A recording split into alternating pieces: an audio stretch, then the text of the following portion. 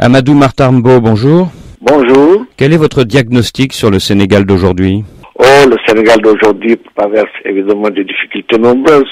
Il y a le niveau de vie qui baisse, la pauvreté qui affecte encore plus de la moitié de la population, des soins médicaux qui ne sont pas assurés correctement à une grande partie de la population, et un pays qui importe beaucoup, qui exporte peu, des jeunes la plupart du temps sans emploi qui cherchent à immigrer et qui rencontrent des obstacles de plus en plus grands. C'est l'accumulation de problèmes sans doute depuis l'indépendance qui fait en définitive que nous en sauvions à cette situation-là.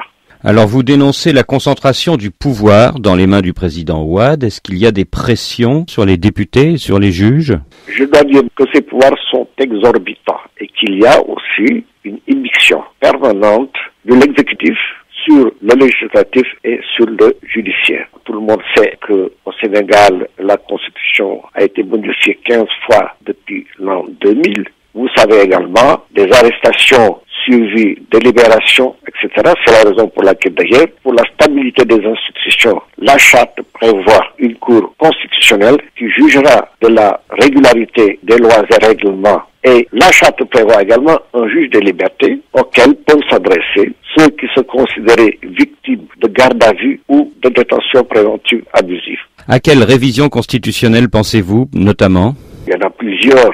Par exemple, il y a une révision récemment qui instaure un vice-président de la République. Il y a une révision qui a abouti à l'élimination du président de l'Assemblée nationale parce qu'il était en désaccord avec l'exécutif. Ça, c'est l'épisode Macky Sall. Bien sûr.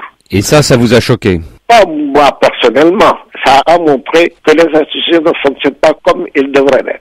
Et quelles sont les atteintes aux libertés qui vous ont marqué? Je ne citerai pas les noms des gens, mais vous connaissez 2 ou 3 ou 4 personnalités qui ont été arrêtées, accusées, puis libérées. Vous faites référence à l'arrestation d'Idrissa Seck? Il y a lui, il y a d'autres.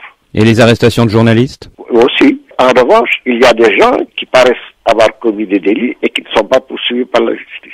Il y a l'agression contre Talasila. Il semble qu'on ait pu connaître les agresseurs, mais personne n'a été poursuivi dans cette affaire. L'agression contre Talasila? Oui. Alors, cette concentration excessive du pouvoir entre les mains d'un seul homme, est-ce que cela tient à la Constitution ou bien au tempérament du président actuel, Abdoulaye Wade? Je pense que cela tient à plusieurs choses.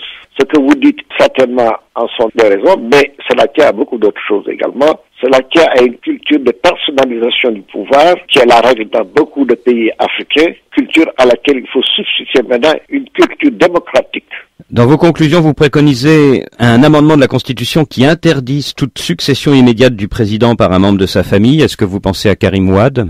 Nous ne pensons à personne. Nous pensons qu'il faut établir des règles et des normes dans une république applicable à tout le monde.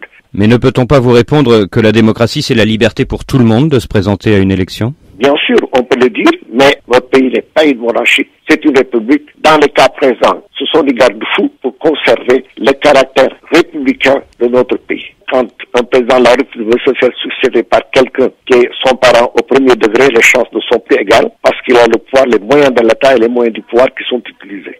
Alors, vous préconisez un certain nombre de réformes constitutionnelles. Du coup, vos adversaires disent que vous avez voulu transformer vos assises en assemblée constituante. Je n'ai pas d'adversaire parce que moi, je ne me suis présente à rien du tout.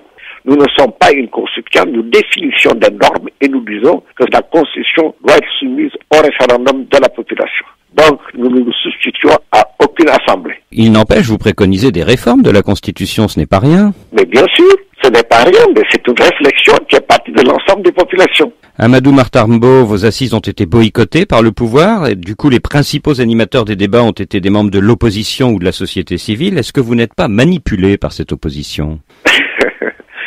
Vous savez, personne ne nous a manipulés. Les assises ne sont pas les assises de l'opposition. Nous avons le patronat, nous avons les syndicats de travail, nous avons les paysans, nous avons les milieux religieux également. Donc, ce ne sont pas les assises de l'opposition, ce sont les assises de l'ensemble de la population du Sénégal, assises auxquelles, évidemment, le parti au pouvoir n'a pas voulu participer en tant que tel. Mais justement, à quoi va servir votre charte si le pouvoir l'ignore? Vous savez qu'en démocratie, c'est le peuple qui décide.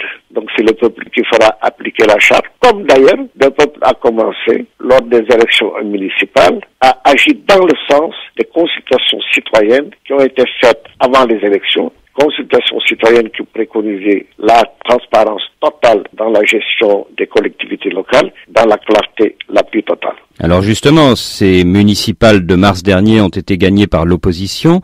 Est-ce que la charte ne va pas devenir le programme électoral du Front Siggil Sénégal de l'opposition? Dans les assises, il n'y a pas que les partis du Front Siggil Sénégal. Donc la charte appartient à tout le monde. Oui, mais si le président et l'Assemblée ne vous entendent pas? Mais le président et l'Assemblée sont des élus. Le peuple jugera le moment venu. C'est tout ce que je peux vous dire. Amadou Martambo, merci.